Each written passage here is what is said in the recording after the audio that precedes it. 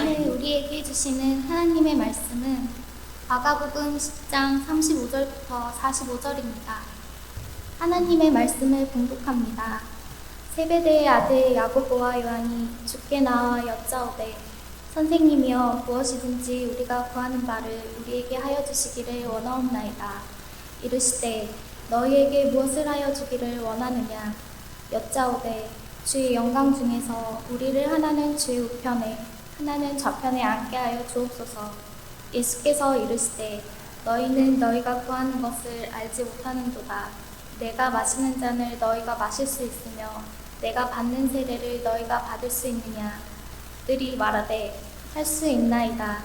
예수께서 이르시되 너희는 내가 마시는 잔을 마시며 내가 받는 세례를 받으려니와 내 좌우편에 앉는 것은 내가 줄 것이 아니라 누구를 위하여 준비되었든지 그들이 얻을 것이니라. 열 제자가 듣고 야고보와 요한에 대하여 화를 내거늘 예수께서 불러다가 이르시되 이방인의 집권자들이 그들을 임의로 주관하고 그 고관들이 그들에게 권세를 부리는 줄을 너희가 알거니와 너희 중에는 그렇지 않을지니 너희 중에 누구든지 크고자 하는 자는 너희를 섬기는 자가 되고 너희 중에 누구든지 으뜸이 되고자 하는 자는 모든 사람의 종이 되어야 하리라. 인자가 온 것은 섬김을 받으려 함이 아니라 도리어 섬기려 하고 자기 목숨을 많은 사람의 대속물로 주려 함이니라. 아멘. 아멘. 저는 지난 4월 하순부터 6월 말까지 약 한 달 남짓 산티아고 순례길을 걸었습니다. 프랑스 남부에 있는 생장이라는 마을에서 스페인 북서부에 있는 산티아고까지 약 800km 순례길을 걸었습니다.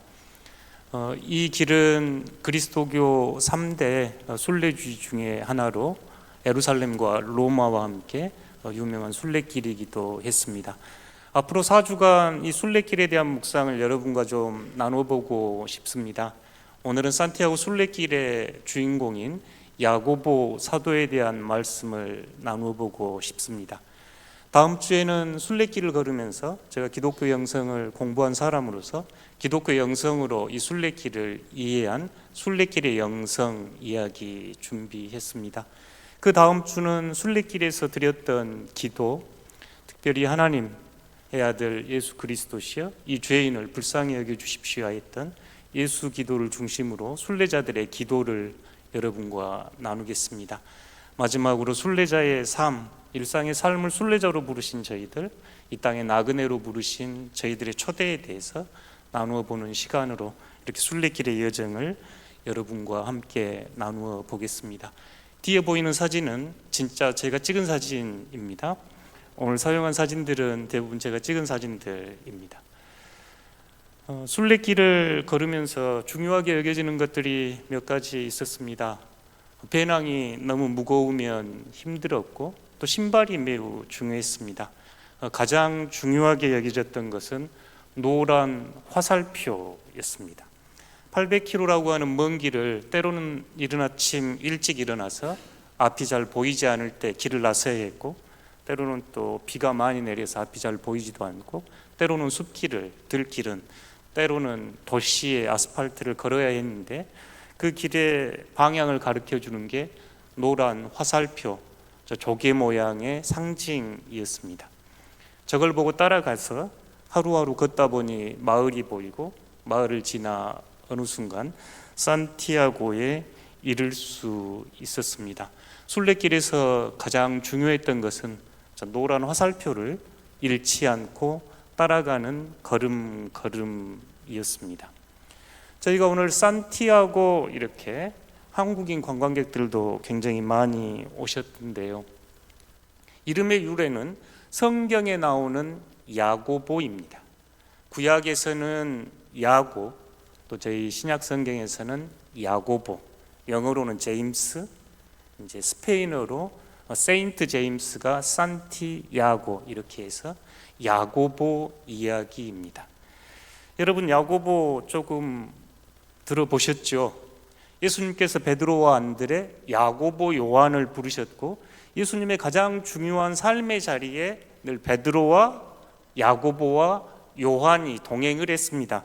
베드로 이야기는 제법 저희가 익숙하고 요한도 요한복음과 요한 서신서가 있어서 종종 거론이 되는데 그 3인방 중에 한 명인 야고보는 제가 돌이켜봐도 야고보를 주제로 설교를 했던 기억이 잘 나지 않을 정도로 여러분 익숙한 이름이지만 조금은 낯선 이름일 거라 생각이 됩니다. 그래서 오늘 이 야고보의 삶, 야고보의 변화를 순례길의 의미로 여러분과 나눠보고 싶습니다. 야고보는 요한의 형제였고 베드로와 안드레처럼 갈릴리 호숫가에서 그물질을 했던 어부였습니다. 그의 삶을 가만히 이렇게 떠올려 보면 어부의 강인함이 배어납니다. 어부는 그물질하고 노를 젓기에 손이 거친 사람들이지요. 예수님께서 이 야고보와 요한을 부르시고 그들에게 붙여주었던 이름이 혹시 아시는 분 계실까요? 보아너게 천둥의 아들. 여러분이 누군가가 여러분에게 당신은 천둥의 아들이야 이러면 여러분 마음이 좀 어떠신가요? 이 천둥의 아들 떠올려지는 이미지는 크게 두 가지이죠. 자신의 내면의 감정이나 생각을 정지함 없이 절제함 없이 쏟아낼 때 천둥 벼락치듯 그런 모습이죠.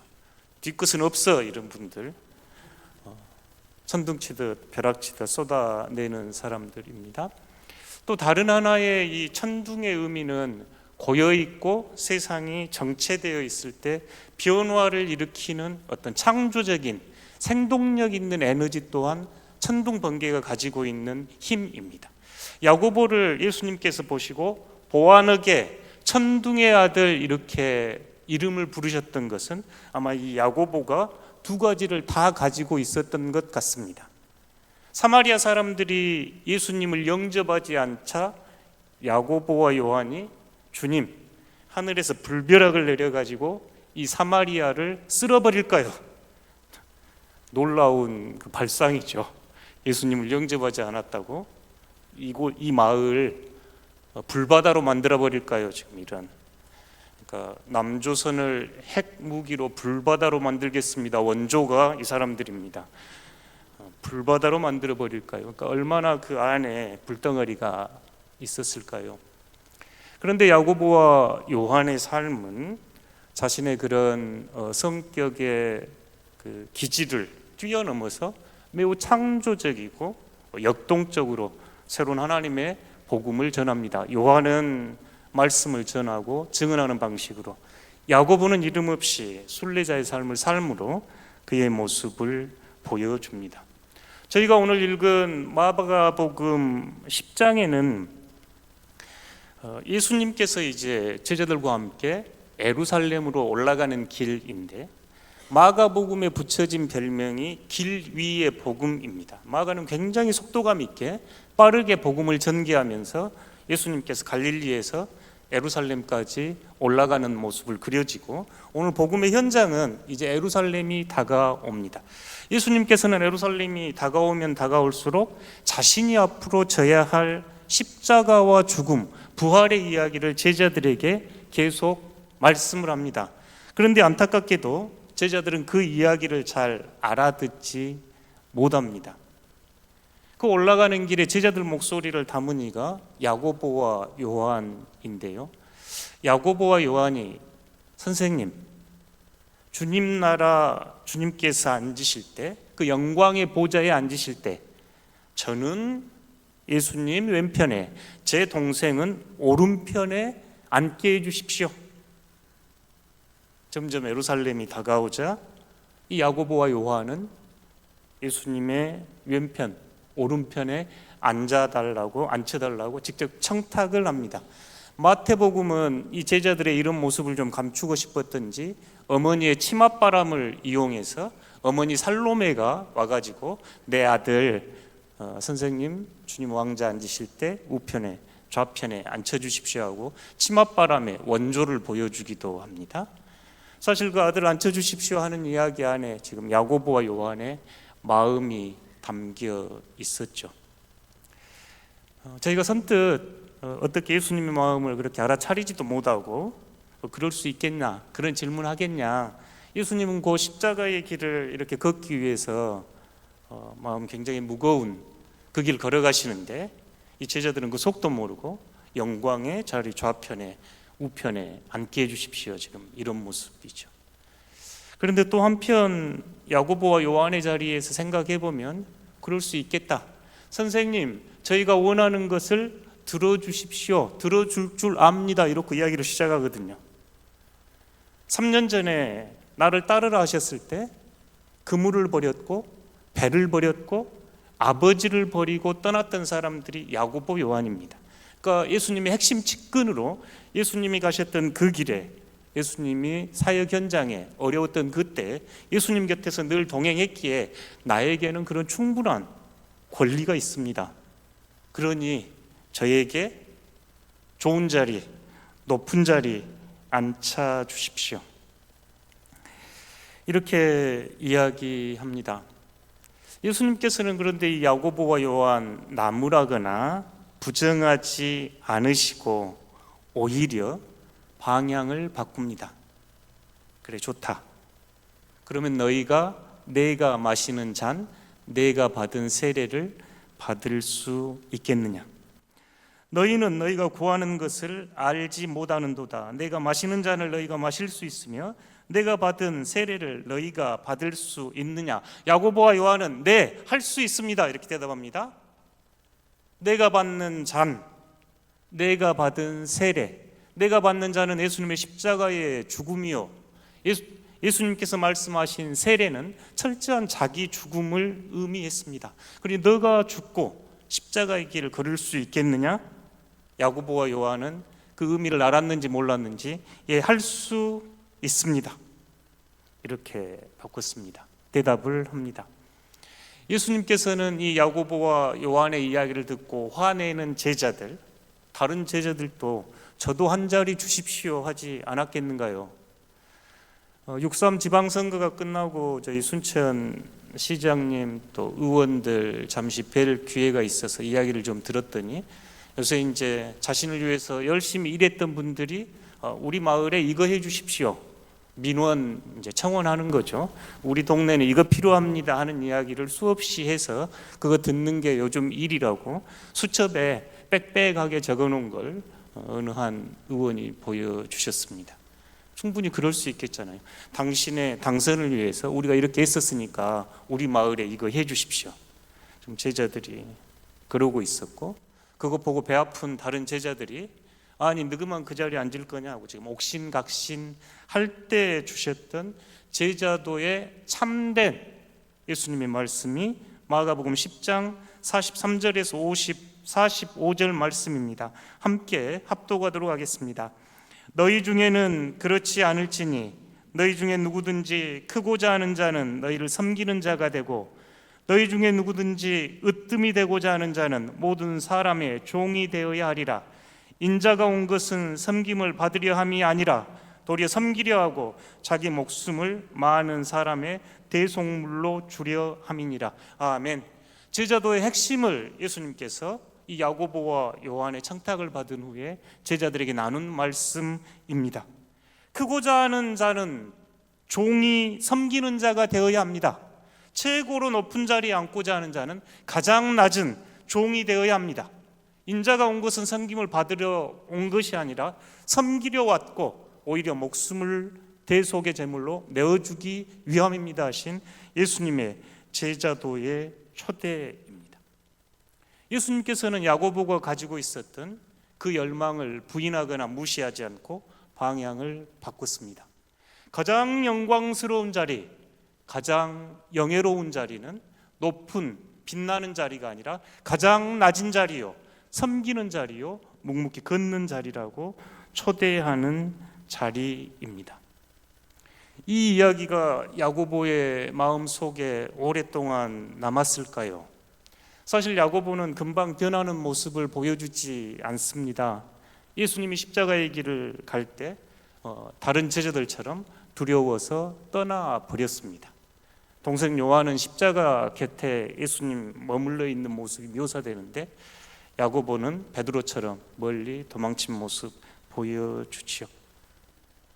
완전히 변화되지는 못했지만 이 예수님의 말씀을 그는 분명히 삶에서 깊이 기억했을 겁니다. 예수님의 입장에서 가만히 생각해 봅니다.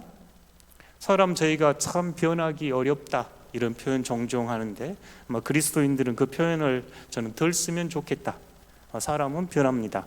그리스도 안에서 성령의 능력으로 저희가 변하는 존재들입니다. 야고보의 변화는 분명하게 점점 드러나는데 예수님께서는 버럭버럭 화를 내며 천둥치는 야고보, 예수님께서는 그 야고보 나무라거나 버리지 않았습니다. 높은 자리를 구하는 사람, 참 괴로워 죽겠는데 예수님 자신의 마음을 헤아리기는커녕 자신의 자리를 청탁하는 제자 배척하지 않고 나 몰라라 하지 않고 그와 끊임없이 함께 길을 걷습니다. 예수님의 삶 중에 가장 빛나고 영광스러운 모습은 변화산의 모습인데 그때도 야고보는 그 자리에 있습니다. 예수님의 삶 중에 한 인간으로서 가장 처절하고 가장 나약한 모습을 보였던 겟세마네 동산에도 야고보를 초대하셨습니다.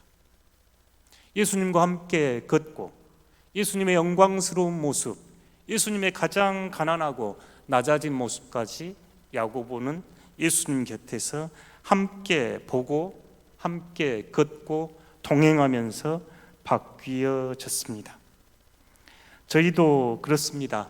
어느 날 온전한 그리스도인이 되는 것이 아니라 예수님과 함께 걷고 예수님과 함께 동행하고 그럴 때 저희도 점점 바뀌어 갑니다. 말씀을 듣고 말씀대로 살지 못함을 가슴 아파하고 또 주님의 인내를 경험하면서 주님의 사랑 안에서 저희도 조금씩 빚어져 갑니다. 산티아고 순례길도 그랬습니다. 처음 며칠간은 내가 왜 여기를 왔나, 내가 이 길을 왜 걷고 있나, 누가 억지로 걸어라 그러면 도저히 못 걷겠네, 누가 시켜서 하면 이거 안 하겠다 싶었습니다. 첫날부터 피레네 산맥을 넘어야 했고 산맥을 넘고 며칠간 이제 높은 산 낮은 산을 계속 걸으면서 몸이 이 순례에 익숙하지 않았고 배낭은 너무너무 무거웠습니다. 배낭을 가볍게 쌌거든요. 4kg만 싸야 되겠다는 목표로 배낭을 쌌음에도 지고 갈 때는 한 6kg 됐는데 그래도 제 배낭은 작은 편이었습니다. 그래도 그 배낭은 무거웠고 몸이 힘들면 마음이 거칠어졌습니다. 숙소가 불편하면 예민해졌습니다. 아주 생소하게 2층 침대가 여러 개가 나란히 누워있고 남녀 구분 없이 함께 잠을 자는 알베르게였습니다. 우리 돈으로 한 2만 원 내외면 잘 수 있는 곳, 하루 종일 땀에 절인 이들, 또 피곤한 이들, 코 고는 소리, 또 자신들의 일을 하는 소리, 소음 속에서 잠을 잘 때는 마음이 불편했습니다. 순례길에서 불편한 사람을 만나기도 하고 내가 붙들고 있는 무게를 정직하게 느껴야 했습니다. 그런데 하루하루 길을 걷다 보니 마음속에 평화가 찾아왔습니다. 감격의 눈물이 나고 아름다움에 눈물을 흘렸습니다. 인정받고 싶은 마음, 지고 싶지 않는 마음, 좋은 사람으로 평가받고 싶은 마음, 실패하면 끝장이라는 두려움, 그런 두려움들이 서서히 사라졌습니다.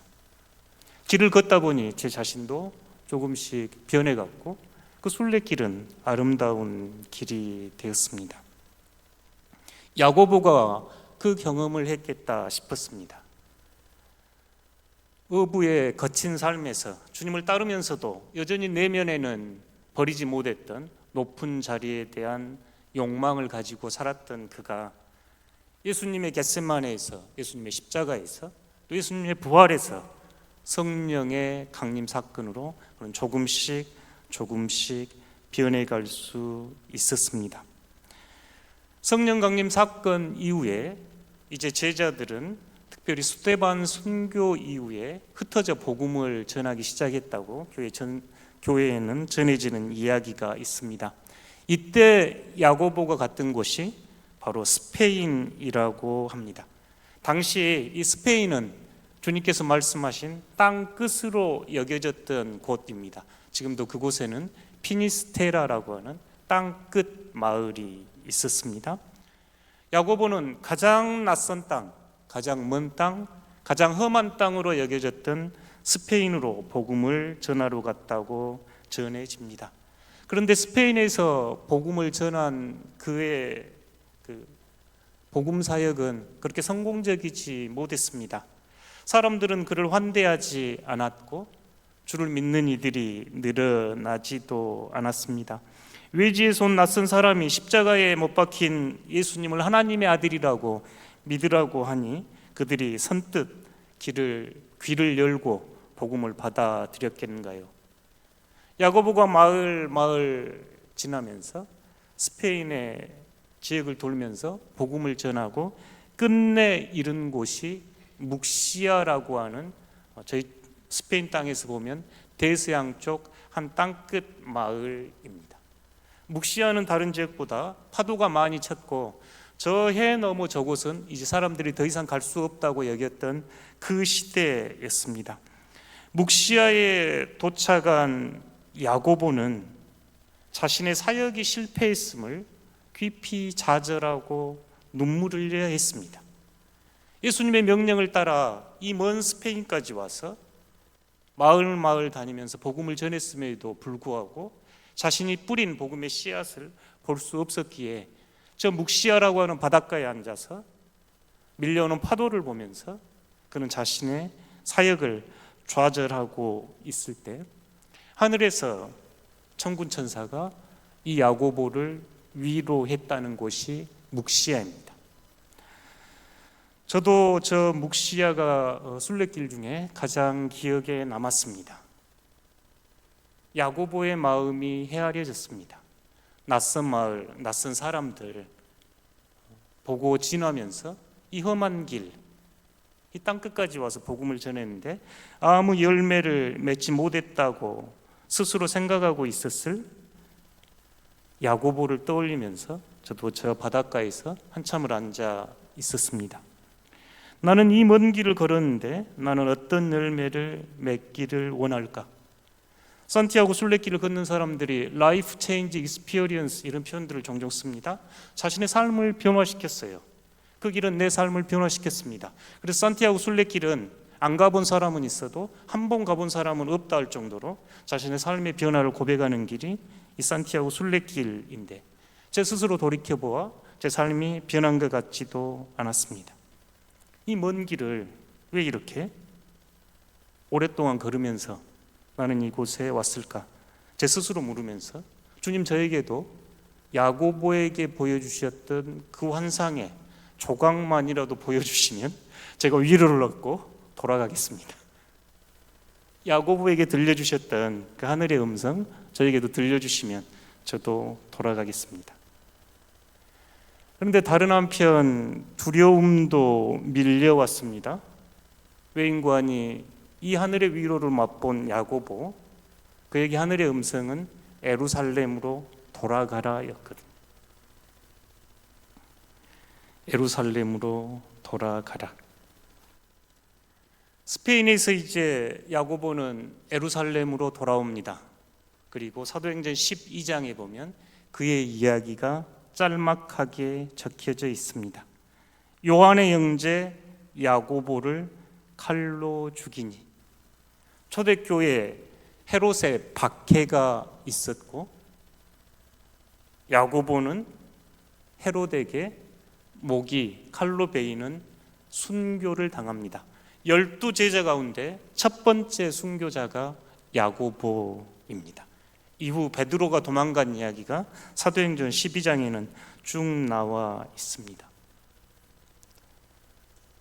예수님의 명령에 따라 세상 끝까지 복음을 전하라 하셨던 그 명령을 받고 걸음걸음 마을을 걸면서 묵시아까지 이르러 좌절했던 그에게 하늘의 위로와 하늘의 천군 천사의 빛을 보여주면서 돌아가라 했던 그 예루살렘에서 그를 기다리고 있었던 것은 헤롯의 칼날이었습니다. 오늘 복음에서 내가 마시는 잔을 마실 수 있겠느냐?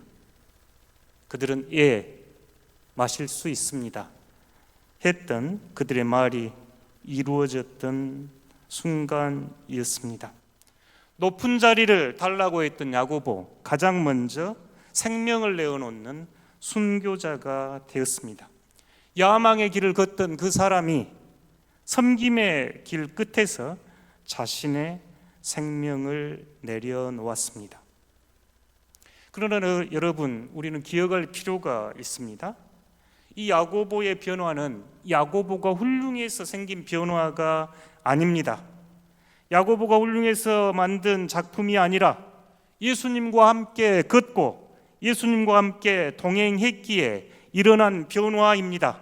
십자가를 바라보고 부활을 경험했기에 성령의 능력으로 일어난 변화입니다. 그러니 우리에게도, 나에게도 아직도 희망은 있습니다. 여전히 성급하고 여전히 인정받고 싶고 여전히 다른 이들의 눈치를 보고 믿음보다 두려움이 커도 예수님과 한 걸음 한 걸음 동행하며 걸을 때 우리 또한 야고보처럼 변화갈 것을 믿습니다. 주님은 여러분이 완성된 존재로 부르신 것이 아니라 길 위에서 함께 걷는 길동무로, 길벗으로 부르셨기 때문입니다. 스페인 땅에서 야고보의 사역은, 야고보의 삶은 실패한 것처럼 보였습니다. 그러나 하나님은 이 야고보의 낮아짐을, 헌신을, 순종을 잊지 않으셨습니다. 야고보가 순교를 당한 후에 야고보의 제자들이 이 야고보의 시신을 산티아고로 옮겼다고 합니다. 전설처럼 전해지는 이야기입니다. 그 시신이 지나가는 마을마다 지금은 성당이 세워졌고 믿는 이들이 생겨났습니다. 산티아고 어느 이름 모를 곳에 이 야고보의 무덤을 제자들이 만들어서 장례를 지냈습니다. 그리고 세월이 흘러서 약 9세기 초반에 은수자라고 하는 숲속에서 조용히 홀로 기도했던 팔라요라고 하는 분이 들녘에 이상한 별빛을 봅니다. 마치 예수님이 탄생할 때 동방박사들이 별빛을 따라 그곳에 왔던 것처럼 들녘에 별빛이 있는 것을 보고 그곳을 찾아갔더니 야고보의 무덤이었다고 합니다. 그래서 산티아고는 야고보고 콤포스텔라, 그게 전체 도시 이름인데 콤포스텔라가 별들의 들판, 별들의 벌판 이런 이름입니다. 이 산티아고 콤포스텔라 1000년이 넘는 세월 동안 많은 이들이 야고보의 이름을 따라 그 길을 걸었습니다. 평화가 필요했던 사람, 상처 입은 사람, 삶의 방향을 잃은 사람, 믿음을 다시 찾고 싶은 사람, 예수님의 길을 따르고 싶었던 이들이 묵묵하게 야고보가 걸었을 그 길을 따라가면서 야고보를 기억했습니다. 야고보 스스로 실패한 인생, 목숨을 내어야 했던 순교자의 삶이 상상하지도 못할 많은 이들의 길이 되어 주었습니다. 사랑하는 덕신교회 성도 여러분, 오늘 여러분은 어느 자리에 서 계신가요? 바닷가에서 그물질을 하고 계시는 여러분께 예수님이 여러분을 따르라 초대하신가요? 예수님을 따라 걸으면서도 여전히 내 마음에는 내 자리와 내 욕심이 있어서 아버지의 뜻이 아닌 내 뜻을 구하며 예수님 곁을 따르고 계신가요? 예수님의 십자가와 죽음 부활을 경험하면서 성령의 능력으로 변화되어 예수님을 따라 걷고 싶습니까? 그렇게 예수님을 따라 걷는데 묵시아에 이른 야고보처럼 이룬 것은 하나도 없어 보이고 손은 빈손이요 열매는 없다고 느껴지신가요? 열심히 했는데 결과가 없는 자리, 사랑했는데 오해받는 자리, 기도했는데 침묵만 길어지는 그 자리, 친구들 사이에서도 혼자 있는 것 같은 그 자리, 진로 앞에서 아무것도 보이지 않는 그 자리에 서 계신다고 생각되신가요? 그 자리가 야고보의 자리였습니다. 야고보는 예수님을 바라보고 예수님을 따라가고 변화되었습니다. 산티아고 순례길에서 가장 중요한 것은 저 작은 노란 화살표와 조개 모양의 문양이었습니다. 그 길을 따라가야 했습니다. 그 길을 따라가면서 의심도 들었습니다. 이 길이 아닌 것 같은데 그래도 따라가야 했습니다. 어디로 가야 할지 모를 때, 갈림길이 나올 때 저 노란 화살표가 보이지 않으면 두려웠습니다. 내가 길을 잃어버렸을까? 많은 사람들이 다른 길로, 먼 길로 가서 다시 돌아오는 이야기를 들려주곤 합니다. 저도 길을 잘못 들어서 어떤 분이 그 길이 아니라고 부르는 소리를 듣고 돌아서야 했습니다. 순례길의 가장 중요한 것은 저 노란 화살표를 따라가는 것입니다. 여러분에게 여러분 삶의 노란 화살표는 무엇인가요? 여러분 가슴 속에서 여러분을 이끌어가는 노란 화살표는 어떤 화살표인가요? 야고보에게 저 노란 화살표는 분명히 예수 그리스도께서 가셨던 길이었습니다. 그 길을 따라 걸었던 야고보가 남긴 그 길을 많은 순례자들은 따라 걸으면서 야고보를 떠올리고 예수님을 떠올렸습니다. 이 땅에서 나그네요 거류민으로 살아가는 그리스도인인 여러분, 이 땅에서 여러분은 어떤 화살표를 보고 따라가고 계신가요? 히브리서 12장 3절입니다. 또 믿음의 주요 온전케 하신 이 예수를 바라보자. 그는 그 앞에 있는 기쁨을 위하여 십자가를 참으사 부끄러움을 개의치 아니하시더니 하나님 보좌 우편에 앉으셨느니라. 예수님을 따라보고 걷는 사람이 그리스도인이요 순례자입니다. 야고보는 어떤 책도 남기지 않고 어떤 교리도 세우지 않았습니다. 야고보는 두 발로 복음을 남겼습니다. 갈릴리에서 에루살렘에서 스페인으로 다시 에루살렘으로 그 걸음이 1000년 넘는 시간 동안 수백만 명의 발걸음을 불러냈습니다. 일상의 순례자로 살아가는 저희 덕신교회 성도 여러분, 여러분의 길에도 비가 올 것입니다. 때로는 바람이 불 겁니다. 계획과 다른 날도 있습니다. 그러나 노란 화살표를 바라보고 주님과 함께 걸어가십시오. 야고보를 포기하지 않으셨던 주님께서 여러분을 포기하지 않으십니다. 천둥의 아들을 섬김의 사람으로 바꾸신 그 주님이 여러분과 함께 동행하고 걷습니다. 그 길 끝을 저희가 알지 못해도 괜찮습니다. 노란 화살표 하나를 따라 걸으면 됩니다. 그러면 그 곳은 누군가에게 길이 되고 여러분의 영혼은 하나님의 품에 이를 겁니다. 순례길의 인사가 부엔 까미노입니다. 스페인어로 제 한국말로 하면 좋은 길 되세요, 평안한 길 되세요, 이런 인사가 부엔 까미노. 순례길을 걷는 이들이 서로 주고받는 인사이고 마을 주민들이 순례자들을 볼 때 했던 인사가 부엔 까미노. 자, 한번 해볼까요? 부엔 까미노. 부엔 까미노. 그리스도와 함께 좋은 길 되십시오. 기도하겠습니다. 사막의 샘이 넘쳐 흐르고 찾아와